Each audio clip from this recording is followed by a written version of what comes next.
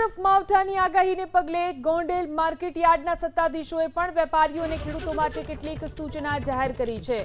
લાલ ડુંગળી અને સફેદ ડુંગળીની આવક જરૂરિયાત મુજબ જ કરવાની સાથે જ ખુલ્લામાં પડેલી જણસને છાપરા હેઠળ મૂકવા વેપારીઓને સૂચના અપાઈ છે, જ્યારે ખેડૂતોને પણ પોતાની જણસ ઢાંકીને લાવવા માટે અપીલ કરવામાં આવી છે।